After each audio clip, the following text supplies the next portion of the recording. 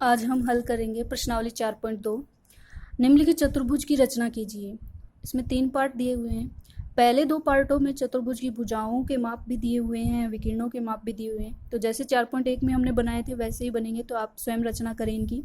Last part देखें इसका, सम चतुर्भुज BEND जिसमें BN 5.6 सेमी, DE 6.5 सेमी। तो इसमें दोनों विकीर्णों के मान दिए गए हैं, भुजाओं के मान हमारे पास नहीं है। तो यहाँ से हम बनाएं, सबसे पहले इसका कच्चा चित्र बनाएंगे।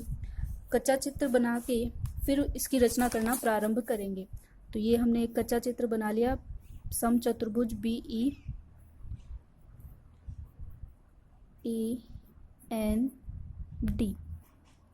यहाँ पे BN हमें दी हुई है 5.6 सेमी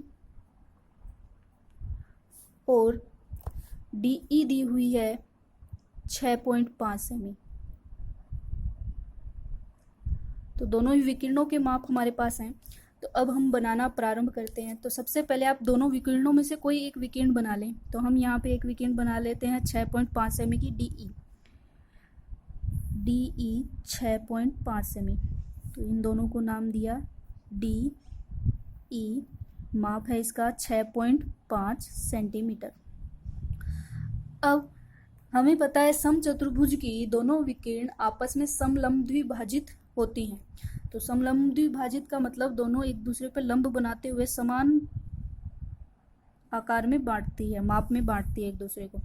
तो इसका लंब समद्विभाजन करेंगे तो जो भुजा हमने बनाई 6.5 सेमी की, प्रकार का ई को केंद्र मानते हुए इसको भुजा से आधे से ज़्यादा खोल लें। यहाँ पे इसको आधे से ज़्यादा हमने खोला, एक चाप ऊपर की ओर और एक चाप ऐसा ही नीचे की ओर लगा लें।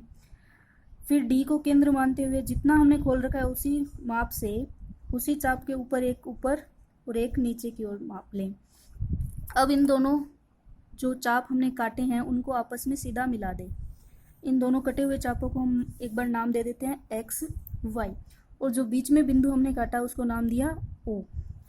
समद्विभाजित का मतलब होता है भुजा को समान 2 भागों में विभाजित कर देना। तो ये जो भुजा हमारी आई है, इसी भुजा के ऊपर हमें पता है B और N बिंदु स्थित होंगे। तो BN का माप यहाँ पे दिया हुआ है 5.6 सेमी। BN हमें दिया है 5.6 सेमी का। तो 5.6 का आधा कितना होगा? तो 5.6 में 2 का भाग लगाएं तो 2 एकम 2, 2 दूना 4, बचा 1, तो यहाँ दशमलव आएगा।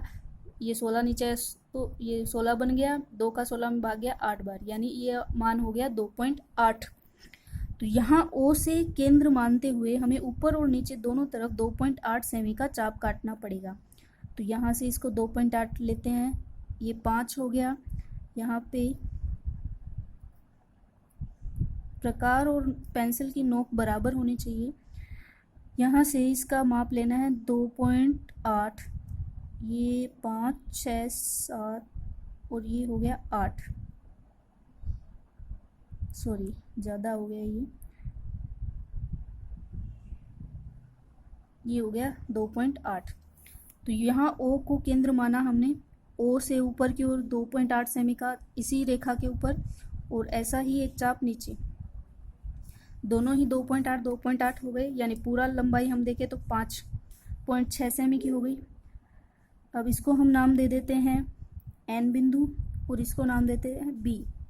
जहाँ दोनों बिंदु मिले हैं उनको आपस में मिला देते हैं। सम चतुर्भुज का हमें पता है चारों भुजाएं समान होती हैं। तो आप आकृति से देख सकते हैं ये एक समभ चतुर्भुज बन गया। इसी प्रकार इसकी रचना लिखेंगे। जो जो कार्य हमने इसमें किया है बनाते हुए वही रचना के चरणों में लिखना है। ये हो गई, ये पूरी है 5.6 सेमी। जो जो माप हमें दिए गए हैं वो अंकित कर देंगे। तो इस प्रकार समचतुर्भुज BEND की रचना हम कर सकते हैं। धन्यवाद।